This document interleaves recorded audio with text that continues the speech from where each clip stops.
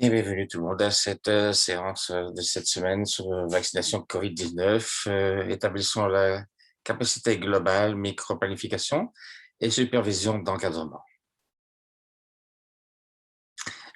Je m'appelle Bruce Struminger. Je vais être la première personne à vous donner la bienvenue ici aujourd'hui avec quelques questions d'orientation que je vais soulever. Nous avons interprétation en français et en espagnol qui sont disponibles. Veuillez aller en bas à droite de votre case et cliquer sur le globe qui dit interprétation. Vous verrez les deux langues comme étant disponibles. Et vous verrez aussi l'option pour silencer l'audio original si vous ne souhaitez pas entendre.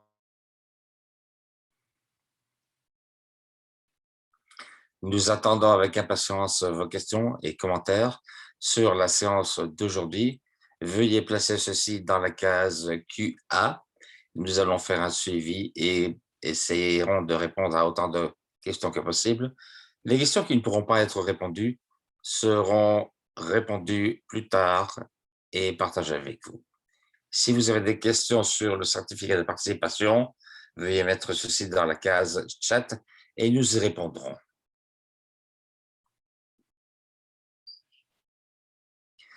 Cette séance est enregistrée comme toutes les autres séries l'ont été. Votre présence est un consentement tacite et implicite même à votre enregistrement. Vous pourrez retrouver la version français, anglais, espagnol sur le site web Tech et également sur le site spécialement réservé à cette série. Et nous partagerons le lien avec vous dans le chat. Un certificat de participation sera également disponible via l'Université de Nouveau-Mexique, où le projet ECO est basé. Nous vous enverrons un lien à la fin de cette séance. Également, veuillez remplir le sondage qui nous est toujours utile. Après ceci, vous recevrez votre certificat électronique de participation.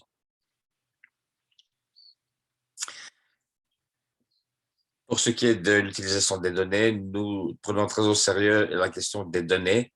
Vos données personnelles seront désidentifiées et seront maintenues confidentielles. Pour rappel, cette séance est basée sur le vaccin COVID-19. C'est dans le cadre de l'OMS avec l'orientation pour le déploiement et la planification des vaccins au niveau national. Il y a également une série en ligne spécifiquement pour la formation du personnel soignant et vous verrez ces liens dans le chat également. Je vais maintenant passer la parole à Shoshana Goldin qui est à l'OMS. Shoshana, c'est à toi. Merci Bruce et bienvenue à tout le monde. Comme toujours, quelques annonces. Aujourd'hui, nous annonçons 2 ou 3 choses. Tout d'abord, l'OMS a un usage d'urgence en liste qui est actualisé avec le vaccin Pfizer pour du stockage à moins 25 degrés Celsius qui passe à moins 19 degrés Celsius jusqu'à 2 semaines. Après ceci, le vaccin ne peut pas être ramené à une température plus basse et doit être utilisé. Ce changement permet plus de flexibilité dans le stockage et l'utilisation du vaccin. L'information de l'OMS sur les produits et l'étiquetage change également, ainsi qu'avec une série d'informations et de produits qui est actualisé maintenant pour être en adéquation avec ces nouvelles recommandations. J'attire votre attention également sur l'évaluation post-introduction du COVID-19 vaccin. Ceci permet d'apprendre davantage sur ce que les pays ont vu lors de leur mise en place. Nous aurons un enregistrement qui sera rajouté au trousseau de travail COVID-19. Finalement, autre actualisation avec l'orientation sur les considérations pour l'utilisation optimale du vaccin AstraZeneca. Cette orientation a été actualisée le 30 avril et est disponible sur le lien que nous avons ici en bas et nous partageons ceci avec vous également. Notre sujet d'aujourd'hui va nous permettre de nous concentrer sur la microplanification et soutien, supervision, et concentrons-nous sur ces ateliers de travail qui sont concentrés avec Johnston Incorporated et l'Académie d'immunisation. C'est un webinaire en 4 parties qui a commencé le 20 avril, mais il y a encore des séances avec une qui aura lieu aujourd'hui, plus tard dans la journée. Vous pouvez vous enregistrer avec le lien que vous retrouverez sur cette diapositive.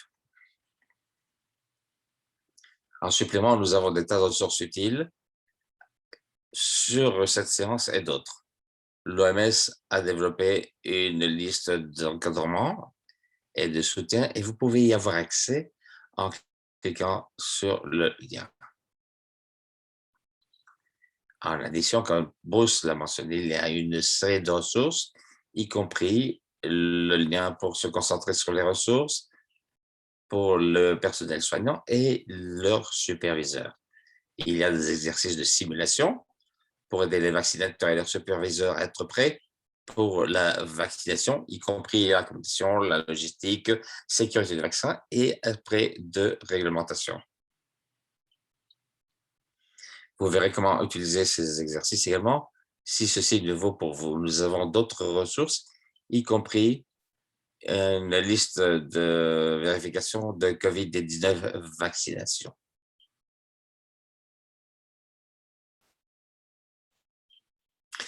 De quoi s'agit-il aujourd'hui? Bien, tout d'abord, nous allons voir ce que c'est la microplanification avec un exemple régional de notre collègue Afro. Nous verrons ce qui se passe au Ghana avec une vue d'ensemble de la supervision, d'encadrement. Ensuite, nous verrons qu'est-ce qu'il vient après ceci et nous aurons une foire aux questions. Notre objectif du jour est de donner une évaluation et compréhension des informations clés pour les pays à l'heure de considérer comment mener leur vaccination, micro-planification et le développement. Nous voulons retenir les leçons des exemples et partager les valeurs et les instruments et outils utiles pour la supervision d'encadrement. Donnons la bienvenue maintenant à Diana Chang Blanc. Bonjour tout le monde, je m'appelle Diana Chang Blanc. J'ai quelques diapositives, je suis de l'OMS pour vous montrer quel est le contexte. Les détails sur la microplanification seront sur la prochaine diapositive. Juste pour vous dire, je crois que beaucoup d'entre vous doivent savoir quel est le plan de déploiement national, le plan qui a été développé par l'OMS et l'UNICEF au mois de novembre. Ceci est une stratégie de haut niveau et est en marche et est actualisée pour avoir davantage d'informations qui n'étaient pas disponibles au mois de novembre par rapport aux 19 vaccins COVID-19. Ce document nous a donné un cadre de travail pour plus de 100 pays pour leur permettre de développer leur plan stratégique autour du déploiement du vaccin COVID-19. Nous avons à présent plusieurs produits de vaccins qui ont été adoptés par l'OMS. Nous recevons davantage de questions sur l'aspect opérationnel et le déploiement de ces vaccins et comment un pays peut s'y prendre. Il y a donc un besoin pour une orientation opérationnelle au niveau de la microplanification.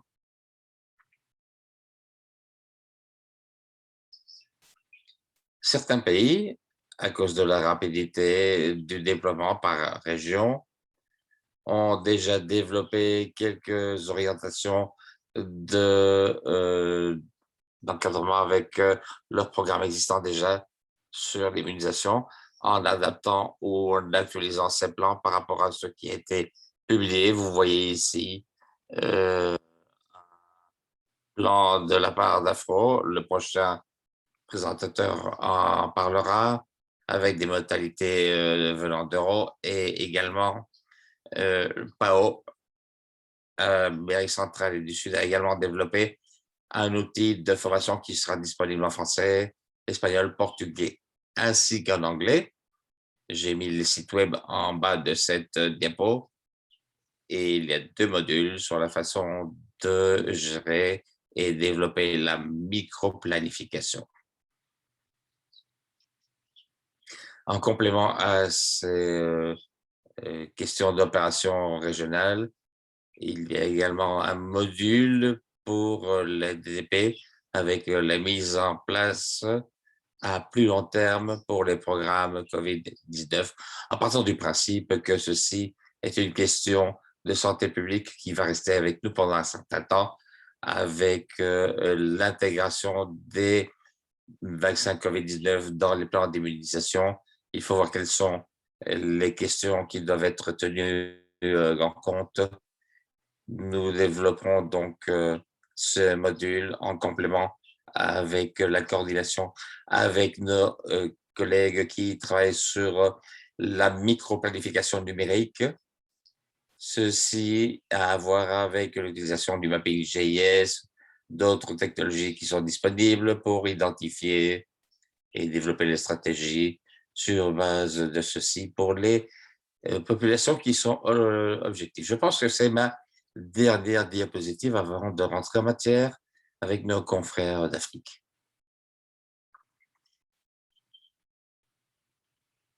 Merci Diana.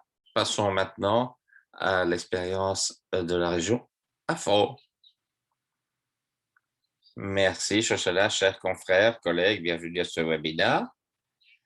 Je vais donner une vue d'ensemble de la région Afro, basée sur le Zimbabwe, qui est une sous-région pour l'Est et le Sud de l'Afrique. Pour vous donner une vue d'ensemble de la macroplanification, microplanification dans la région africaine, nous avons utilisé les expériences de polio, du programme de contrôle accéléré des maladies, les nouvelles introductions du vaccin qui nous ont informé du développement de la microplanification sur le terrain. Il y a de nombreux exemples qui ont été utilisés pour l'immunisation de routine au niveau du district pour atteindre toutes les communautés. Mais comme vous le savez, en général, il faut du temps avant qu'un nouveau vaccin soit introduit. Il faut compter entre 6 mois à 1 an. Mais la pandémie ne nous a pas donné cette période de grâce et donc l'utilisation par pays a été variable. Au niveau régional, nous avons développé ce guide pour faire en sorte que les plans de développement soient possibles du point de vue micro et macro. À droite, vous pouvez voir les macro-plans qui paiera pour les activités, qui donnera l'information, quelle sera la logistique, quel est notre procurement, notre plan d'achat, comment atteindre les communautés, quel est le temps prévu pour les différentes activités, quelles sont nos populations visées pour cette phase.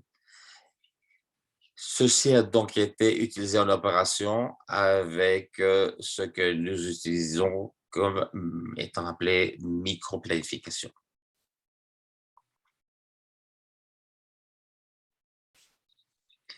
Alors, traduisons ceci en opération au niveau du centre de santé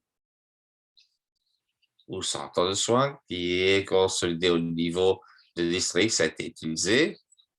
Ça nous a permis d'identifier et atteindre la population visée pour les différentes phases, faire en sorte que les ressources nécessaires et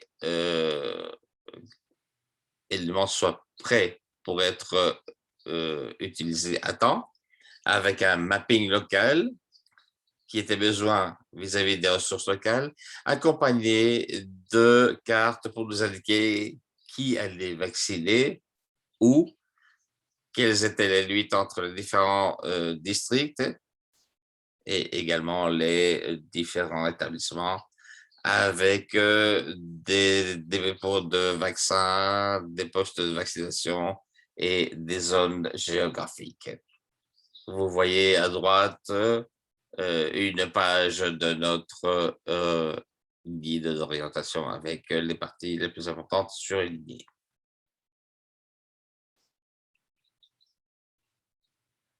L'instrument de microplanification a apporté de la clarté sur une distribution plus équitable et également sur la livraison des vaccins de manière à ce que nous ayons un meilleur équilibre. Ceci nous a aidé. Quelle est la population visée? Il a donc été utilisé, on a donc utilisé une microplanification pour savoir qui, de la part de qui, quoi, où, quand et comment.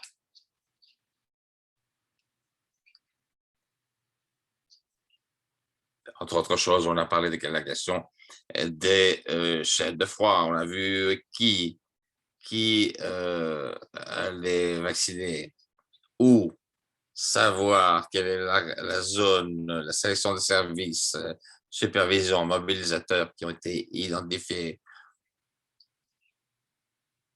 À droite, vous voyez le détail des ressources qui sont utilisées dans le pays. Quelle est la zone inclue? La sélection des services. Quels sont les sites avec l'élimination des déchets? Quand? Quelles sont les dates? Quel centre de soins de santé? Quel endroit? Il ne fallait pas avoir une mauvaise distribution. Il fallait que tout soit également réparti. Combien? Quels sont les coûts d'opération? Quel est le coût de location? Quels sont les coûts de pétrole ou d'essence?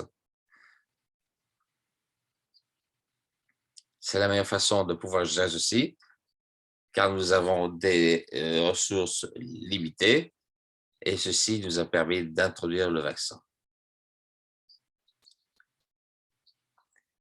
Et on a donc pu capturer des estimations au niveau opérationnel suivant les règles. La carte détaillée de la population a rendu possible de voir quelles sont les distances avec les secteurs désignés comme étant des secteurs de vaccination grâce à l'exercice de microplanification. Les données de la population par district, urbaine, rurale, proportion, de manière à ne pas séparer des minorités. Il pourrait y avoir des migrants, des réfugiés, tous doivent être listés dans le district. Liste et description de populations sous-servies ou servies de moindre façon. L'inventaire de la chaîne de froid, transport, ressources humaines, travailleurs de la santé, volontaires, etc. Ressources financières de tous les horizons, liste des leaders communautaires avec les partenaires potentiels et parties intéressées, et la connaissance, ceci a été donné dans le cadre local. Bien sûr, nous avons vu des vaccinations qui ont été faites dans l'urgence, car il s'agit d'une pandémie, mais il y avait bien sûr des cabinets de ministère qui disaient « allez-y, vaccinez ». Mais les équipes d'immunisation doivent également savoir qu'il y a un besoin d'équilibre entre l'urgence et le développement correct d'un vaccin. La phase 1 s'était fait dans le pays avec une liste préliminaire et personnel soignant. Quand ça n'a pas fonctionné correctement, c'était un défi pour le secteur informatique.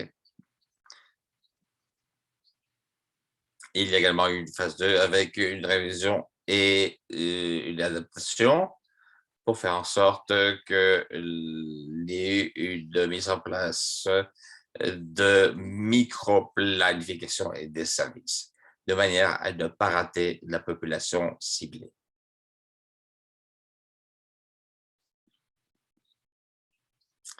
Quels sont nos barèmes de micro-planification?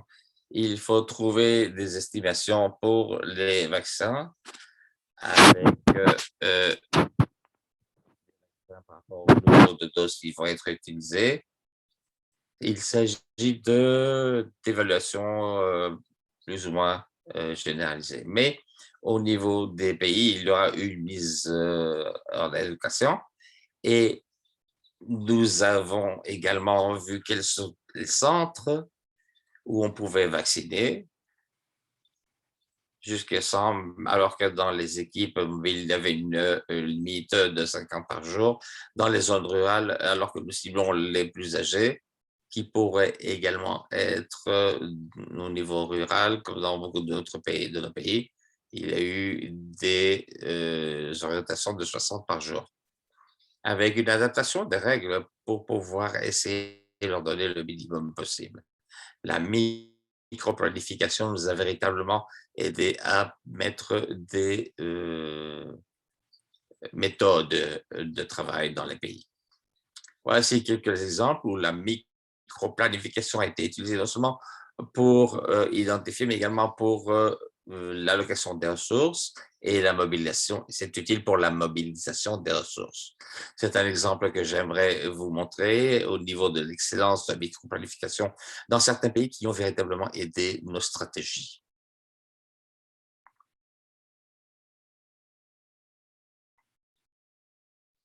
En résumé, nous avons dans la région africaine utilisé notre expérience pour développer la règle de développement au niveau du terrain. La micro-planification est basée sur l'opéralisation du DVP, savoir qui vacciner, où, quand, comment, quel est le besoin et qui le fera. Certains pays n'avaient pas le temps adéquat, d'autres avaient suffisamment de temps, mais pas de fonds pour soutenir le plan de développement micro du bas vers le haut. Pour la phase 1, la plupart des pays ont fait une préliste de personnel soignant. La deuxième phase a été guidée avec de la micro-planification. Les groupes de population à devoir être atteints peuvent être seulement identifiés avec des micro-planifications adéquates et appropriées. Merci pour cette vue d'ensemble régionale. Nous allons parler maintenant avec Fred pour voir qu'est-ce qui s'est passé au Ghana. Vas-y, Fred. Merci, Sochala. Rapidement, ton frère. Je vais vous parler de la micro-planification au Ghana. Dans l'ensemble, le leadership pour la réponse au COVID-19 avec le vaccin a été un plan qui a été changé par le président de la République. Nous savons qu'il y a des comités qui ont été formés pour étudier les différents aspects de la réponse, y compris la réponse via la vaccination. Avec le soutien de nos confrères Afro, Macron et quartier général, nous avons pu développer le plan de développement de vaccination régionale, qui est un document qui a été le guide pour le développement et la mise en exécution du vaccin, basé sur le plan national avec de la micro-planification. Au Ghana, nous avons eu la possibilité de lancer une campagne de vaccination, ce qui est différent de campagnes antérieures. Mais bien sûr, chaque campagne est assez unique. Si on regarde COVID-19, les cibles sont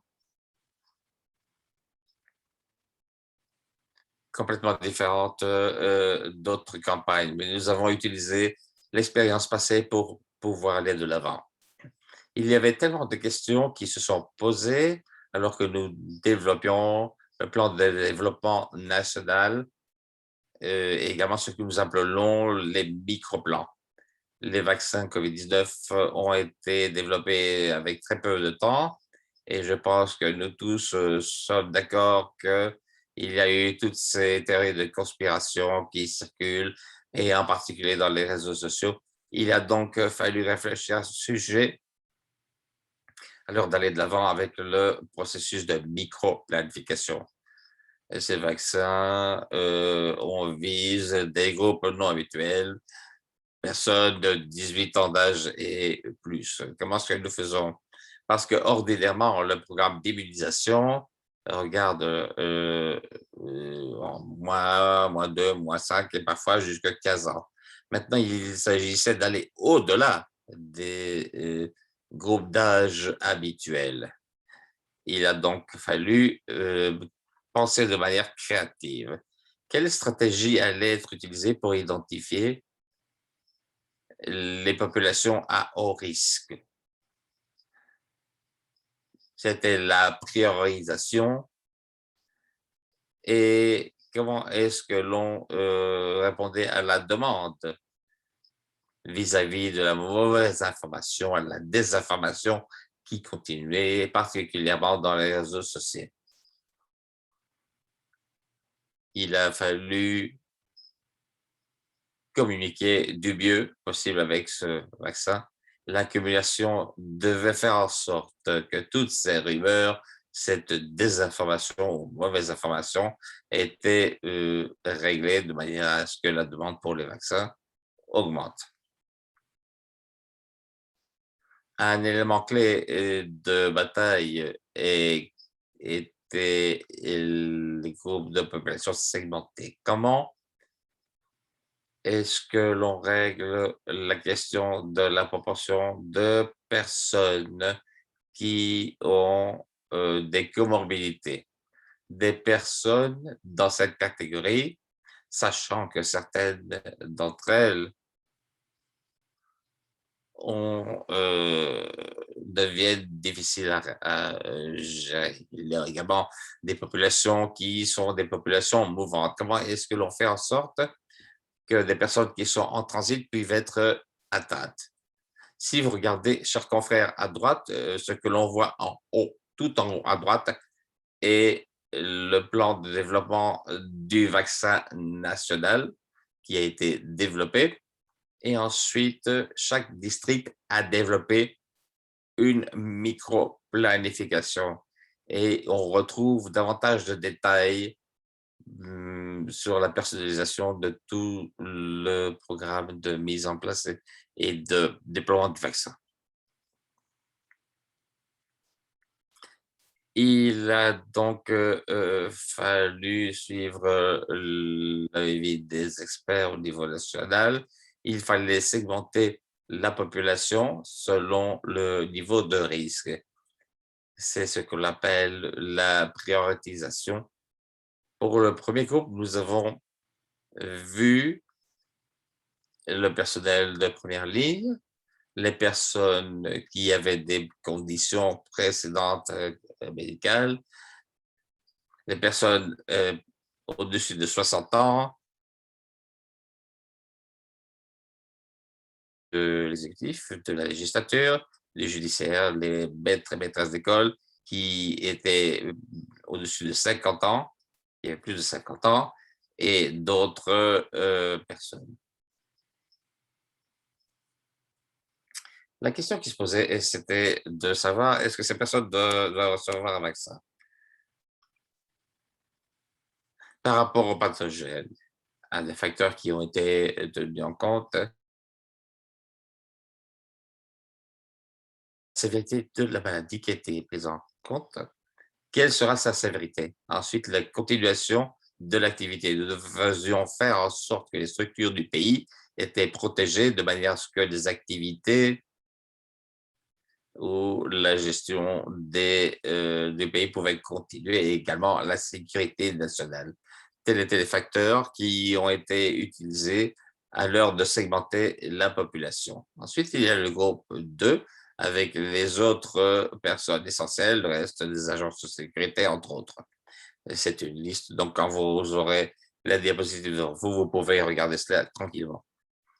Ensuite, le reste de la population est le troisième groupe qui est en queue de réponse. Chers collègues, vous savez tous que les études continuent, donc au fur et à mesure que nous recevrons des informations sur la sécurité et l'efficacité de ces vaccins, nous pourrons donner la priorité aux groupes qui initialement avaient été mis en réserve, femmes enceintes par exemple, mineurs de 18 ans.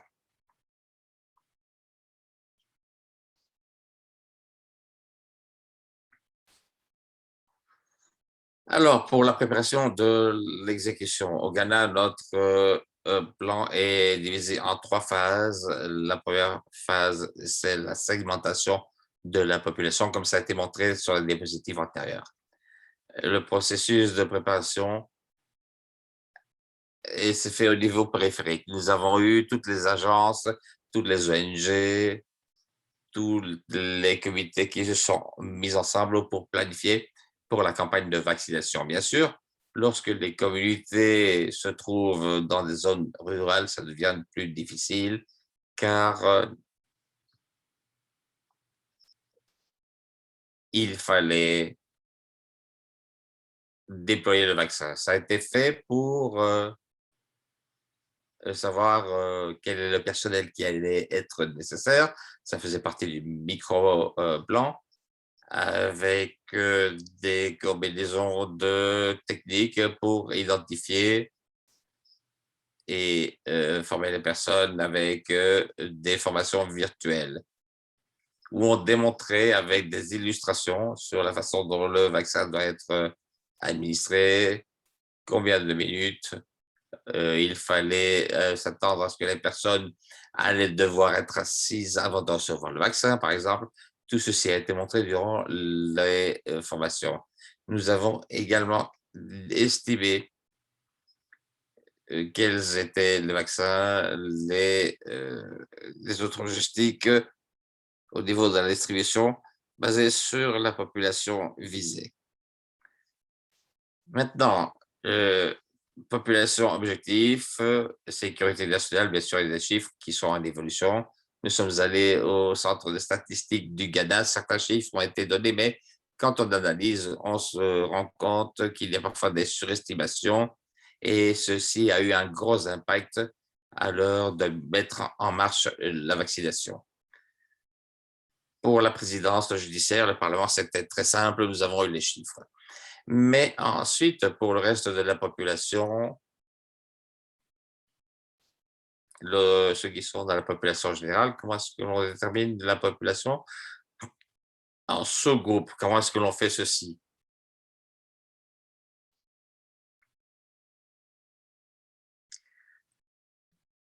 Pour la promotion et génération de demandes. Nous avons des stratégies qui ont refait leurs preuves au niveau des communautés et ça a été utilisé avec les données des réseaux sociaux des communautés, districts. Et les sous-districts ont été encouragés à utiliser ceci à l'heure de s'adresser à la population. En supplément, il y a eu également des participations au niveau national et au niveau subnational avec des groupes organisés qui ont été amenés, des groupes professionnels également, et d'autres groupes à montrer un intérêt à obtenir davantage d'informations sur ce que nous faisions en tant que service de santé à la population. Nous avons également développé une chaîne de froid qui s'est améliorée avec la capacité de stockage non seulement au niveau national, mais également au niveau de district et local. Ceci nous a aidé à pouvoir gérer le vaccin qui nous arrivait. À droite, vous pouvez voir les diapos. Tout en haut, c'est une démonstration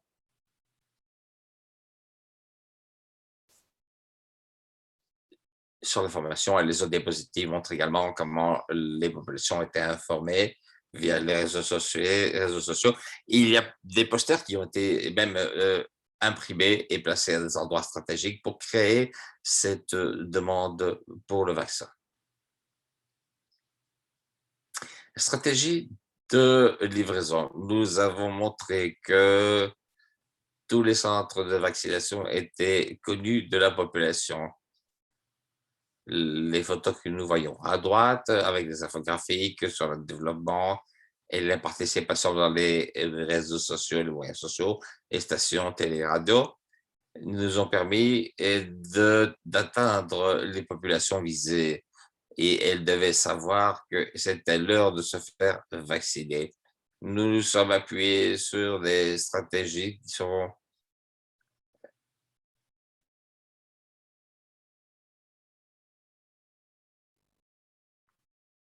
avec des infrastructures et il fallait stratégiser en se concentrant sur le besoin. Par exemple, si vous avez une communauté et vous vous rendez compte, en traitant la personne une à la fois que vous avez des, stratégies qui doivent être réadaptées. Vous devez contacter ces personnes et les vacciner. Nous avons également préparé des équipes de vaccination qui ont été, chargées d'identifier gouvernement, ministère, agences, écoles, personnes au niveau national, avec également la stratégie du porte-à-porte. Cette stratégie était en partie au niveau de la planification, mais avec le début de la campagne, nous nous sommes rendus compte qu'il y avait un besoin d'atteindre les personnes chez elles, particulièrement celles qui étaient loin des centres de vaccination. Parfois, c'était des personnes âgées, c'était difficile pour elles pour aller au centre de vaccination pour se faire vacciner. À chaque point de vaccination, il devait y avoir un vaccinateur, parfois avec un ou deux enregistrés avec des superviseurs qui étaient envoyés pour contrôler les activités de vaccination. Maintenant, pour pouvoir confirmer que les personnes étaient dans la population, le groupe de population, nous avons utilisé des documents d'identité nationaux pour identifier ceux qui étaient âgés de 60 ans ou plus. Il y avait également le besoin de montrer une forme de preuve pour mettre en sorte que les personnes étaient dans le groupe de population à haute priorité. C'est ainsi parce que nous avons essayé de parler au public en général avec énormément de demandes et tout le monde a essayé de tenir à l'œil et se bénéficier des vaccins. Nous devons faire en sorte que les personnes venaient avec un document d'identité pour que nous sachions qui était prêt et qui n'était pas prêt à recevoir ces vaccins. Et ceux qui ne sont pas vaccinés, il s'agit d'une phase d'introduction. Lorsque le moment sera arrivé, il y aura accès pour ces personnes au vaccin. Pour faire en sorte que nous avions un système robuste avec toutes les sites de vaccins, nous avons décidé d'utiliser la collection électronique et numérique d'informations en utilisant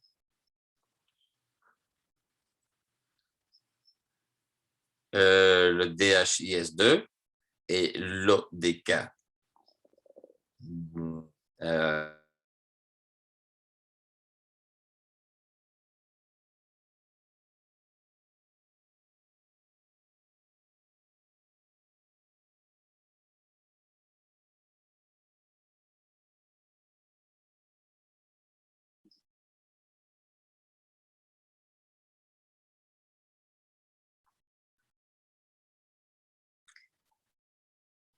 donc, nous avons introduit ce qui s'appelle le système UP, ce qui permet aux personnes de s'enregistrer à l'avance avec toutes les données, de faire ceci via le téléphone mobile.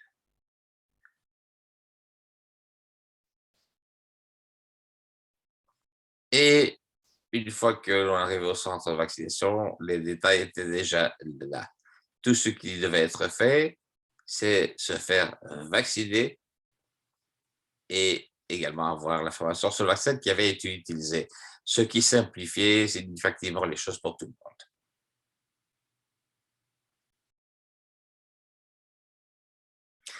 Qu'est-ce qu'il faut retenir des expériences de micro-planification? Il y a eu des succès, il y a eu des défis. Beaucoup de gens ne le savent pas. Le Ghana a été le premier pays à recevoir les vaccins COVID-19 via COVAX.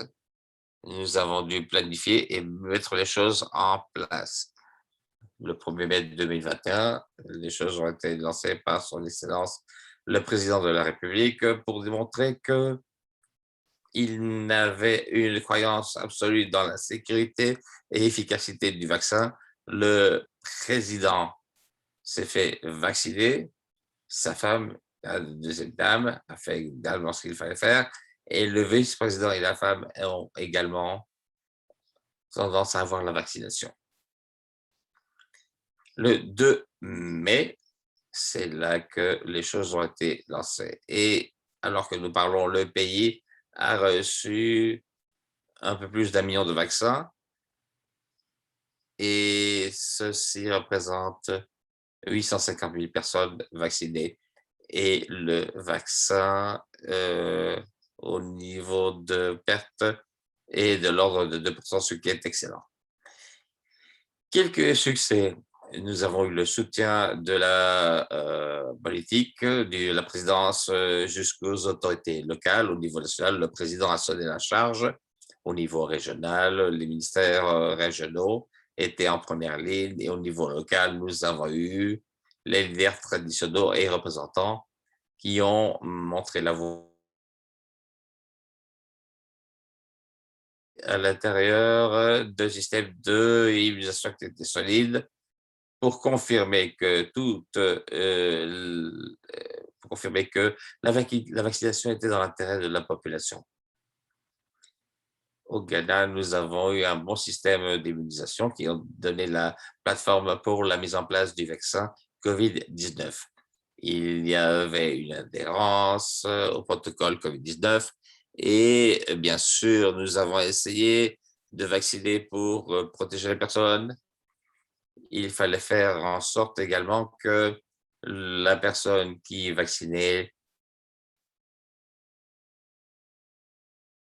les patients de la communauté allaient être protégés de l'infection du virus. Défi, eh bien, il y a eu un haut niveau de désinformation et de mauvaises informations, particulièrement sur les réseaux sociaux. Nous avons donc dû répondre à ceci avec le plan de vaccination qui était déjà lancé. J'ai parlé de la population ciblée avec la segmentation. C'était difficile parce que il fallait trouver les comorbidités et ensuite toutes les catégories, sous-catégories. Comment est-ce que nous savions que ces chiffres étaient corrects et que la population avait eu une influence sur la logistique? Et tout a été fait pour la mise en place de la campagne avec succès. Et je pense que vous connaissez tous le défi de certains fromages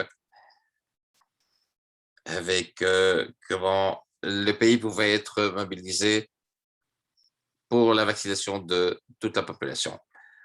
Au niveau de ce qui va être fait, on va générer la demande avec la mise en place de différentes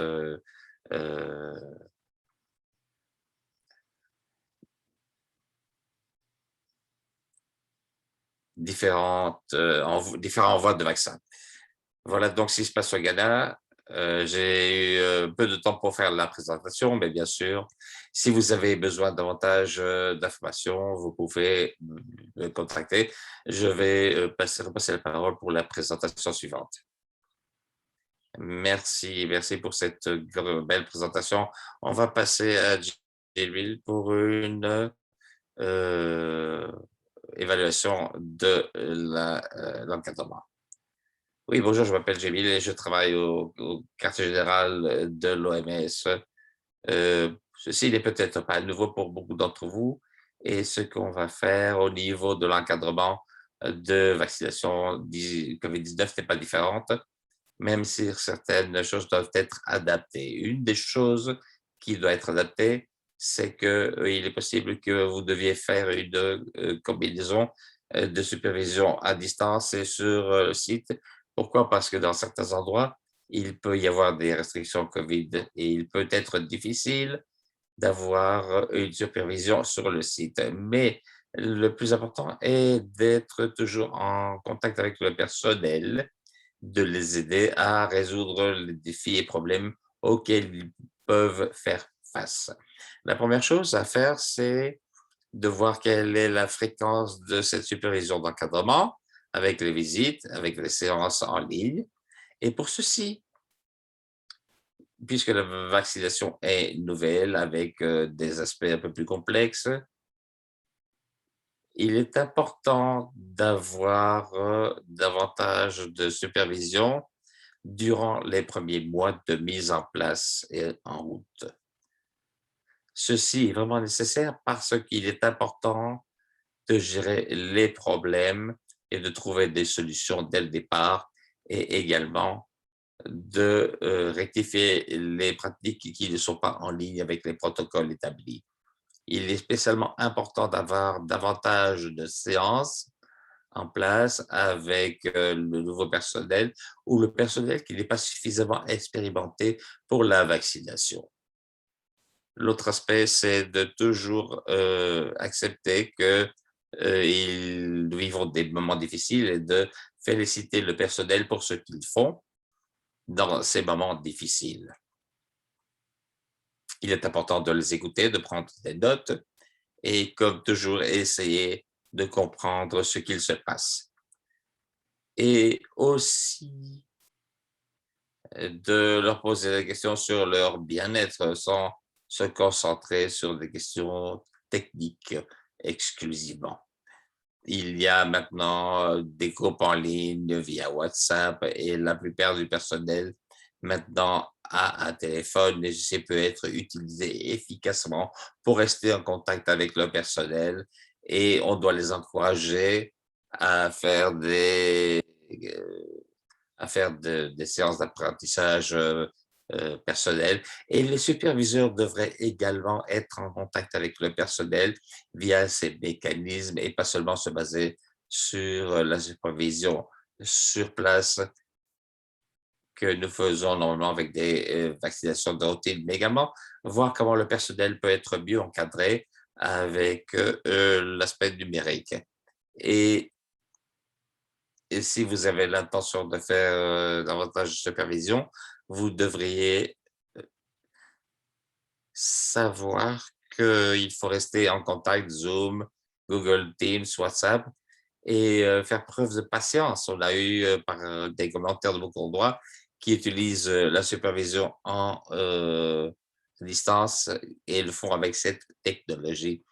Et il a été mentionné tout à l'heure qu'il y a des tas maintenant de possibilité de se former en ligne et de partager également des informations en numérique avec tous les messages qui ont une importance. Alors, l'OMS a développé une liste de checks de supervision. Comme je l'ai mentionné tout à l'heure, il y a des aspects qui varient entre les différents vaccins COVID-19.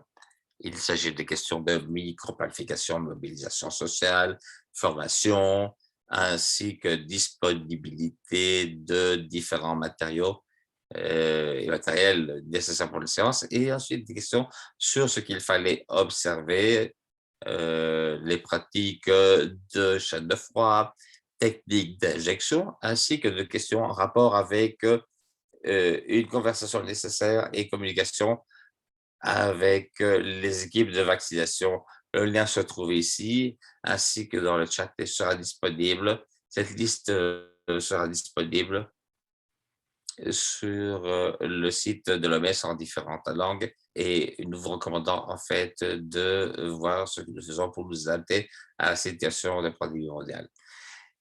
Diapositive suivante, ce qui est inclus dans cette checklist, vous pouvez voir ici que nous parlons des mesures de contrôle, de prévention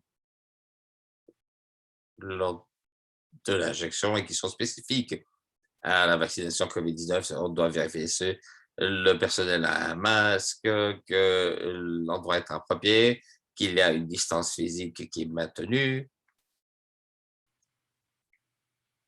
Ceci a été créé en collaboration avec nos collègues et confrères.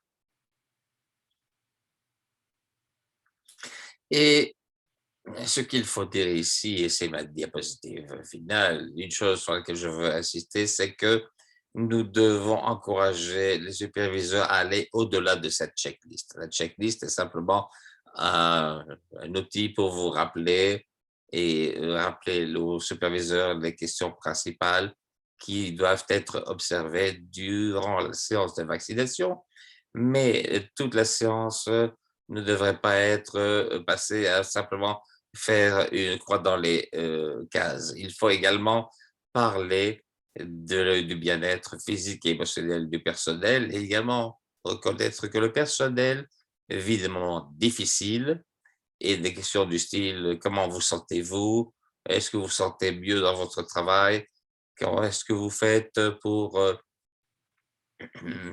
faire de la vaccination, mais également devoir faire les autres choses à responsabilité? Et puis, sentez-vous à l'aise à l'heure de poser les questions? Car ces personnes de vaccination sont le premier contact que la plupart des communautés ont avec le système de la santé. Et quel genre de soutien sera nécessaire de la part des superviseurs et de la direction. Il faut également savoir ce qu'ils souhaitent savoir, où sont leurs doutes et leurs incertitudes, et c'est là où vous et le reste de la direction peuvent soutenir leur travail. Il faut donc une supervision d'encadrement qui doit être une question posée pour savoir si on peut travailler ensemble, résoudre des problèmes, rectifier des pratiques qui sont mal utilisées ou mal mises en place et aussi donner une vaccination COVID-19 qui soit sûre. Merci beaucoup. Je repasse la parole. Merveilleux. On va passer les diapositives ici. Vous pouvez trouver toutes les ressources pour cette séance et les autres séances et les opportunités de connecter. Tout ceci sera partagé avec vous. Alors, les enregistrements seront disponibles en français, anglais, espagnol. Il nous reste 3 séances finales dans cette série ECHO. Secteur privé, participation, suivi et évaluation de COVID-19, introduction du vaccin. Et nous vous remercions. Utilisons le temps qui nous reste pour voir quelles sont les questions qui nous ont été présentées. Commençons avec une question pour Diana, Marcella et Fred. La question est la suivante. Quels sont les gros défis au niveau opérationnel de la micro-planification, en particulier par rapport aux groupes d'âge et visés qui ne sont pas les groupes habituels dans le cadre d'une vaccination? Commençons avec Fred, si vous le voulez bien. Veux-tu nous parler des défis et comment ils ont été gérés? Oui, merci pour cette question. Comme je l'ai dit, c'est un défi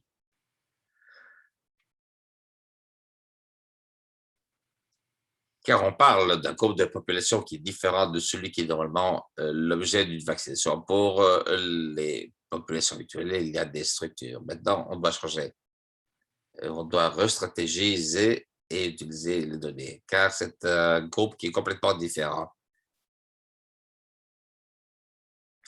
avec un manque d'expérience pour ce genre de situation. Comment est-ce que l'on s'adresse à eux? Comment est-ce qu'on les trouve?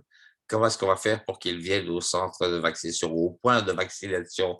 Par exemple, des personnes avec des comorbidités, des personnes qui sont au-dessus d'un certain âge ou en dessous d'un certain âge. Et on trouve des tas de personnes avec des tas de comorbidités qui ne sont peut-être pas disponibles. Lorsqu'on parle de ce genre de situation avec une comorbidité, il y a une grosse intersection entre ces 2 groupes de population. Parce qu'on pense que le chiffre que l'on a est juste en dessous de la couverture ou de la performance objective? Comment est-ce qu'on fait en sorte de lire tout ceci, tout ceci au niveau des communautés? Il faut parler aux leaders des communautés, il faut leur dire comment ils peuvent conseiller la population. Dans certaines communautés, on retrouvera ce qui s'appelle l'assemblée dans ces communautés, les chefs qui contactent les équipes de vaccination et parfois il a fallu avoir recours à la stratégie du porte-à-porte pour les personnes qui n'étaient pas capables d'aller au centre de vaccination ou au site de vaccination. Voilà comment on a fait pour que les personnes se fassent vacciner. Ce n'est peut-être pas la meilleure technique, mais nous essayons de bâtir les résultats de manière à ce que nous puissions passer aux autres phases de développement. OK, merci Fred. Parlons maintenant avec Diana pour répondre à la question sur identifier les populations et en particulier les populations qui peuvent être migrantes ou des personnes qui pourraient être des réfugiés et comment se préparer pour ces populations à l'heure de vacciner. Oui, je pense que c'est une excellente question sans une réponse facile. Et c'est en rapport avec ce que disait Fred. Je pense que c'est une zone de travail qui n'est pas traditionnelle. Il faut donc utiliser des moyens qui ne sont pas traditionnels pour essayer d'atteindre les populations que nous essayons de joindre, en particulier celles qui sont dans des situations vulnérables, des nomades, par exemple. Et nous avons le secteur en dehors de secteur EPI, comme ça a été mentionné, le secteur du gouvernement qui demande de travailler avec des CSO, des ONG qui sont particulièrement actives avec réunions avec des chefs de village pour déterminer les tendances, les comportements des personnes, pour essayer de déterminer quel serait le bon moment pour une injection. Il y a une inquiétude pour ces personnes. Il faut donc comprendre que c'est un exercice complexe, sans réponse facile et unique. Il y a un travail à accomplir encore autour des centres de vaccination COVAX pour avoir de vaccins pour les populations humanitaires. L'attente est que la plupart des pays devraient s'adapter sur ce qui est dit dans le cadre de ce qui est possible. Et parfois, pour des questions politiques, ce n'est pas toujours possible. Il y a parfois des problèmes de sécurité. C'est ce qu'on appelle le pare-choc humanitaire, avec un nombre de doses disponibles pour les pays avec lesquels on pourrait travailler de plus près par après pour avoir une stratégie adaptée pour ces groupes. Très bien, merci pour cette réponse, Diana. Encore une question, il nous reste à peine 2 minutes de temps et toutes les autres questions, envoyez-les nous dans la case QA, nous y répondrons en temps voulu. Question finale qui vient de Prishan. Il s'agissait des objectifs des partenaires dans le pays pour faire en sorte que la micro-planification est constante et à un haut niveau. Mazret, Diana, Fred, pouvez-vous répondre? Comment les partenaires dans les pays peuvent aider le système? Oui, je vais prendre cette question. Au Ghana, comme je l'ai dit tout à l'heure, les partenaires dans le pays doivent participer et nous faisons tous partie du groupe qui mène la charge pour la vaccination. Avant cela, nous faisons une évaluation de préparation avec un plan de vaccination qui a été développé ensemble.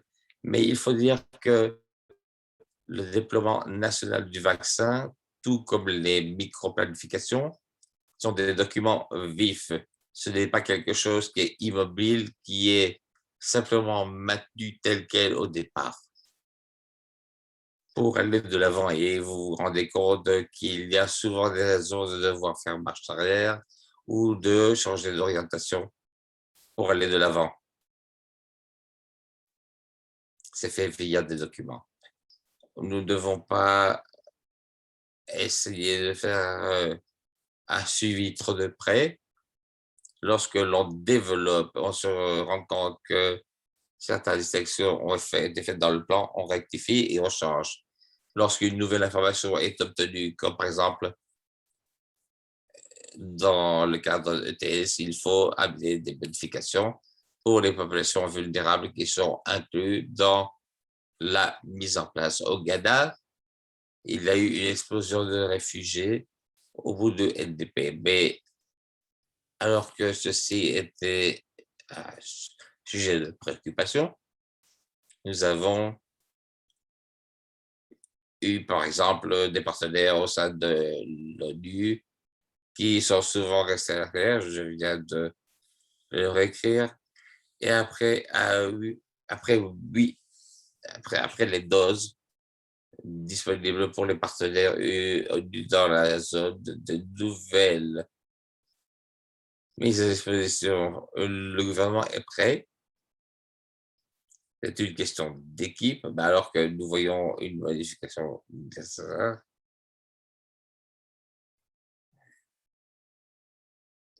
Une dernière chose à ajouter, il y a quelqu'un qui voulait savoir comment on pouvait vérifier.